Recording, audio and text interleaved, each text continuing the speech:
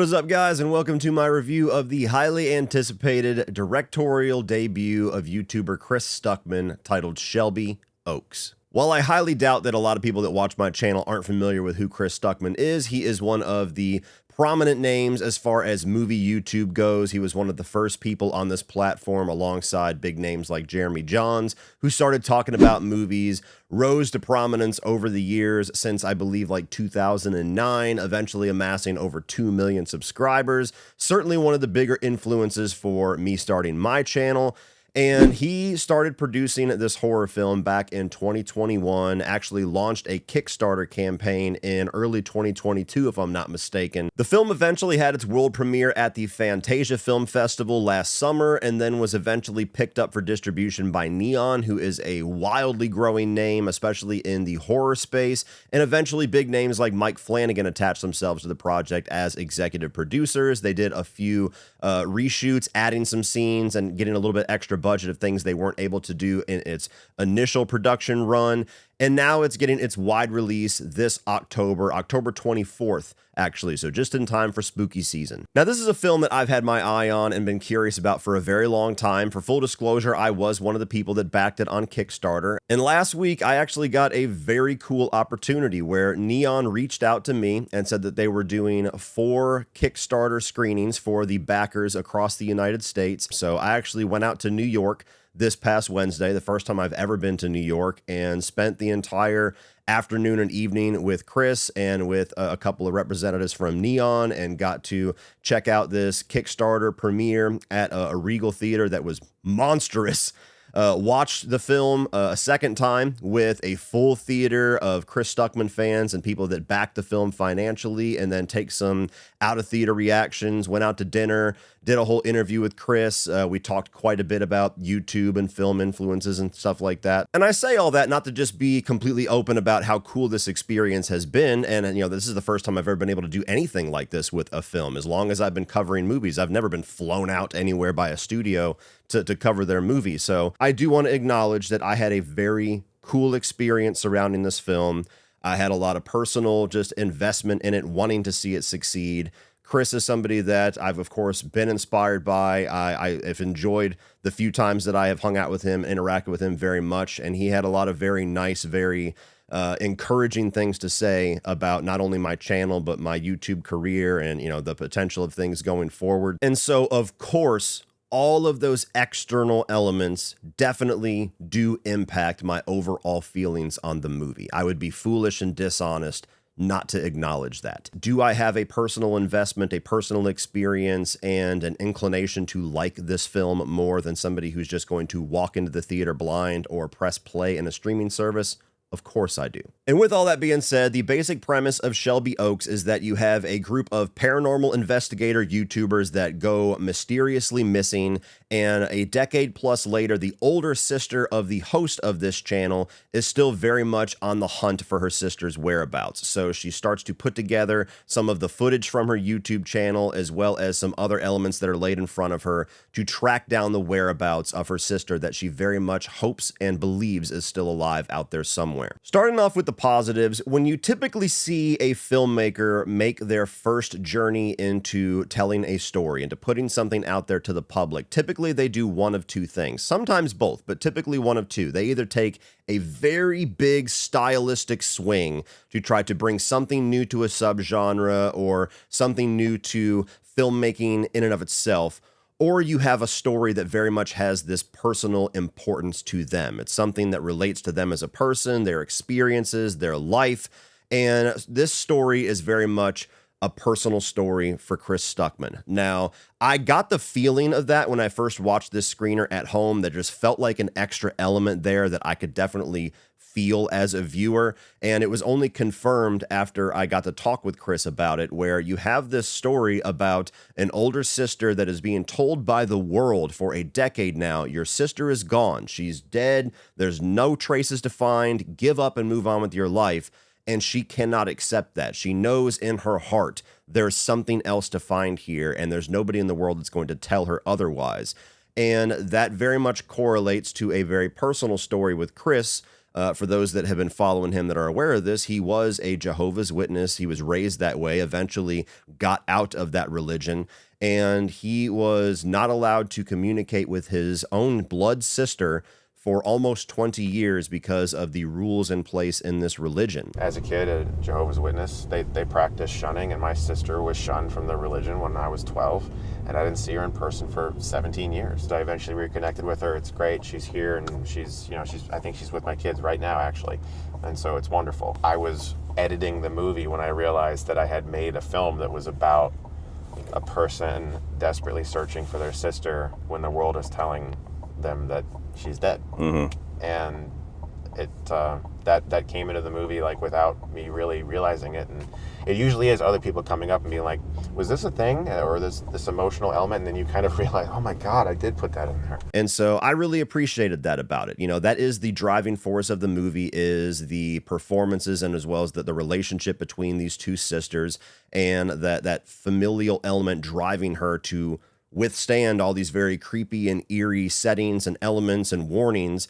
And I really did feel, even the first time before I knew that personal story, that there was something deeper about what was going on here. One of the cooler elements of Shelby Oaks is that Chris really does try to blend a couple of different filmmaking styles without spoiling like the changes in the movie. There's a bit of the film that kind of goes for more of a mockumentary edge to it that he said is very directly inspired by movies like Lake Mungo. Of course, there is a found footage element to this with the YouTube channel videos, both produced and the ones that are found, that certainly has that found footage edge to it.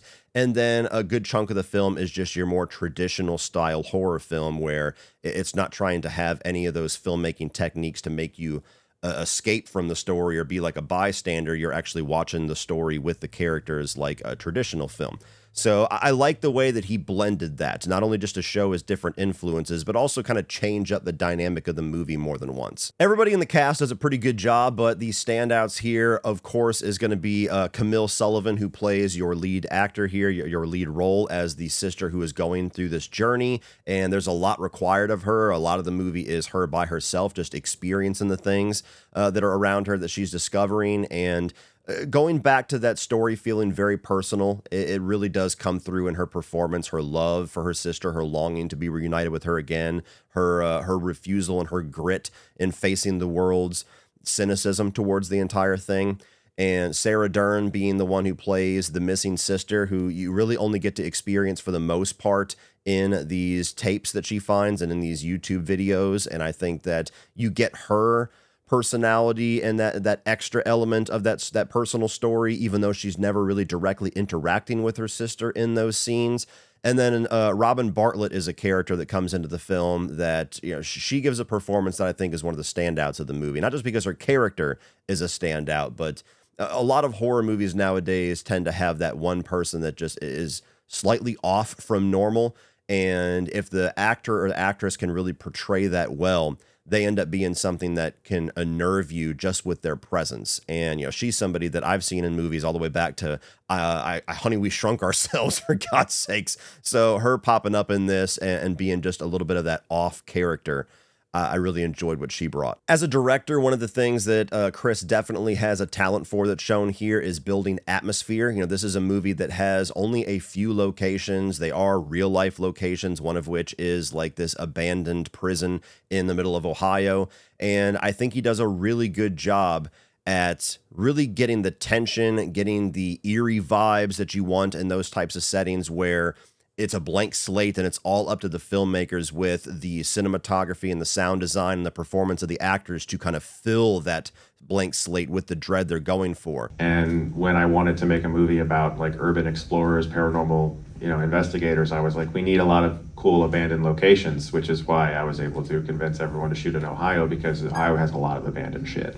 There's numerous points in this movie where you really are on edge. You really do feel uncomfortable. You really are wondering if or what presence is around these characters. Is it going to show itself, or is it just like this vibe that's going on?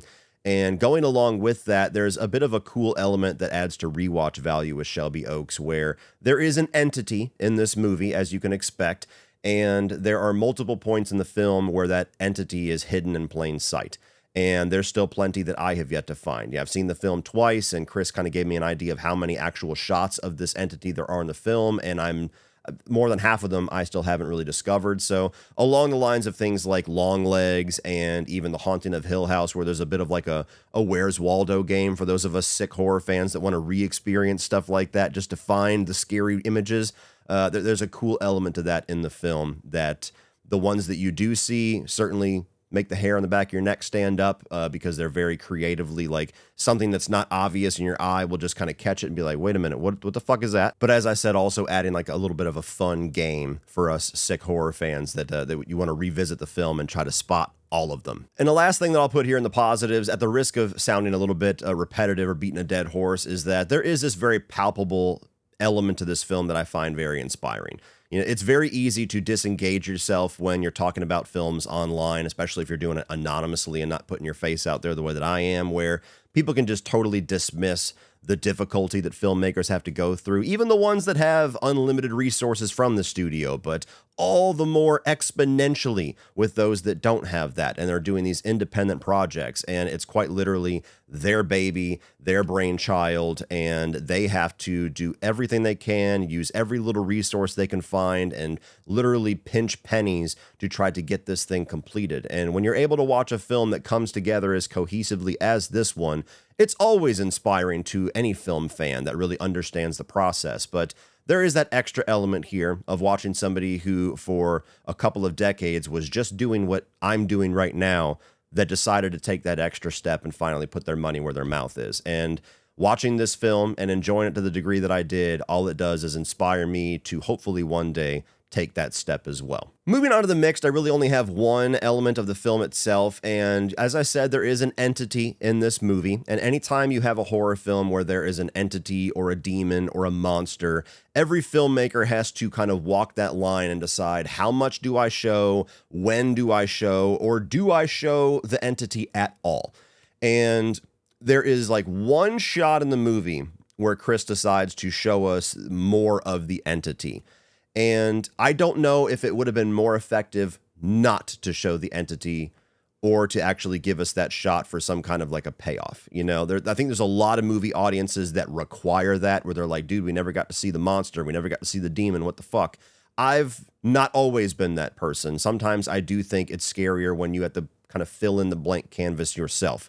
And so that's the one where I really don't know. It might have been the right choice. I obviously can't watch the film for the first time without that shot in there to see whether that'd be a little creepier or more effective for me. But that's the one creative choice in here where I was like, I don't know. Sometimes it's best to have that payoff. Sometimes less is more. And I haven't quite decided where I land on it. I was sitting next to my buddy Cody, and when you first see him, when you guys gasped, I swear to God, you added an extra year to my life. Thank you for doing that.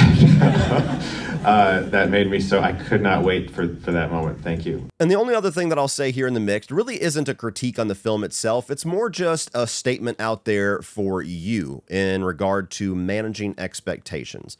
This is a film that has a lot of different elements to it that's going to create a lot of hype. One, of course, probably the most prominent, is the fact that this is the first film by YouTuber Chris Stuckmann. So if you're somebody who's a massive fan of his, or somebody that watches a lot of his videos, or just somebody that has a fascination with seeing how that turns out, that is going to raise a certain amount of expectations there. Along with the fact that a company with the name of NEON acquires this film, has been doing a lot of really cool things with viral marketing on TikTok and a few others, even creating events like the one that I personally experienced, and then also having names like Mike Flanagan in there, who is a huge, prestigious name in the world of horror right now. So my only thing that I will say about all of that is that do not let those big names and big words make you walk into this expecting this to be a movie that's going to change the landscape of horror forever, because we often find ourselves in that trap with any new exciting release. I don't think Chris ever set out to make that type of film, and I'm not even saying that they're out there promoting it that way. I haven't really seen much of the marketing. So expect to see a low-budget, independent film from a first-time filmmaker who has an absolute love and a passion for horror. That's all the expectations that you should have walking into this. It's a fairly simple story. It is a fairly small scale story. It's like an hour and 19 minutes before the credits. So this is something that is a passion project. This is not something that is meant to be this monumental shakeup of the horror genre. If you have those type of expectations, you're going to walk out upset. And now moving on to the negatives. There are a few scenes in the film where I felt like the screenplay, more specifically the dialogue, could have used a little bit more work. This is a story that was written by Chris as well as his wife as like a joint venture, but Chris specifically wrote the screenplay, if I'm not mistaken. And I think this is where he has the most room to improve going forward. You know, it's not something that's throughout the entire movie, but there were a couple of moments where I was a bit taken out just because it felt like the dialogue in those moments felt like it was there more to serve the story, to get some exposition or some explanation out, rather than feel like a natural, organic conversation that two people would have. And so there's just moments there where I could tell I was watching a movie. And it's a difficult thing to do sometimes. It's a difficult thing to do when you're trying to get efficiency out, especially with a film like this that has limited time, limited resources, and you want to get as much information out in as little dialogue as possible. But sometimes you sacrifice the reality side of that. People don't tend to talk very efficiently more times than not. So there was just a few moments in the film where that stood out to me. While I really appreciate the personal attachment to the story, and certainly after watching it the second time, after having talked extensively with Chris about the story and the movie and got to know a lot more details about it, I appreciate it all the more. I do wish stylistically, or even just with the concept itself, that for his first journey into filmmaking, he would have taken a little bit bigger of a swing. Unfortunately, I think the budget of the movie just restricted that. And honestly, that just takes me right back to talking about expectations, because that was the expectation, the baggage that I walked into the movie with, that the movie never really promised me. Was I was hoping the first film by Chris Stuckmann, there was going to be some wild take, some wildly unique thing. And that wasn't the film that Chris was making. It was much more of a familiar style of horror film with a very personal story and some filmmaking tricks to kind of pay homage to different things. So, as I said before, walk in with the right expectations and you won't have those types of disappointments. So really all I'm saying at the end of this is that when he gets more resources, I have every bit of faith that we're going to see much more of a bold take from Chris, and I look forward to seeing what type of shape that takes. And going along with everything that I just said, because this is a film that definitely plays in some familiar territories as far as the style, the subgenres of horror that it is entering in and kind of paying homage and love letter to at the same time, it becomes one of those films that the unfortunate byproduct is that the story that it's telling feels a little too familiar, and there's a certain sense of predictability that comes along with that. Some of that is just because certain lines of dialogue or just certain classic elements of these types of films, they have a little bit of an inevitable direction to them, so there's only certain places it can go. The other side of it is just, unfortunately, because of where we're at in horror history, there's certain types of horror films that are always going to lean on one film, and no matter how different they try to be, it's going to tie back to that. Like, this is not a demonic possession film, but every demonic possession film feels like The Exorcist in some way. It feels like they're paying homage, or they're taking elements from that, or it feels similar to The Exorcist, whether that's by design or not. And there are certainly some elements at play in Shelby Oaks with that, to the point where when I first was talking to Chris, and talking about my experience with the film, I was like, yeah, I kind of saw your inspiration from this film and, paying a little bit of a love letter to this film. And he was like, well, believe it or not, I'm actually inspired by these other films over here. Like the one you named, I've only seen once. And so it's just something you can't really escape when you do certain types of horror films. I know that sounds vague and generalized. I'm trying not to be specific to give away plot details. I think after you see the film, you know what I'm talking about. But ultimately what I'm getting at is, because it's a film that is playing in familiar territory, there's a certain amount of familiarity to the directions it ultimately goes for me. Now, that's going to be different for everybody that watches it. Some people will be more surprised than others. Of course, it depends on how many movies you've seen, which dots you're connecting as you're watching the film. The climax, the ultimate reveals in the third act didn't punch quite as hard for me because of that, while others might actually be pretty surprised and get hit hard with them. But overall, guys, I'm very glad and relieved, I have to be honest, that I did enjoy the film. It's something that was very cool to see come to fruition. I had a great time going to New York, and I'm really excited to see what everybody thinks about it, because there's a lot of investment in the community that I play in every single day. So if you enjoy horror films that are in the supernatural, that are going for more atmospheric, this is the type of film that you're going to really enjoy, especially in spooky season, right on Halloween time when this is coming out. So please keep your eyes out for it next month. And if you're going to be checking out the premiere at Fantastic Fest in a couple of days, I will see you there. Well, that's it for this one, guys. If you enjoyed that, please click over here for all of my 2025 new release reviews. If you like supernatural horror, I'll put my review for The Conjuring Last Rites. And after I release my New York vlog style video, I will replace this with that video. If you want more Shelby Oaks content, like, share, hit that subscribe button so you don't miss everything in the future. And as always, remember, opinions are like assholes, but that doesn't mean you have to be.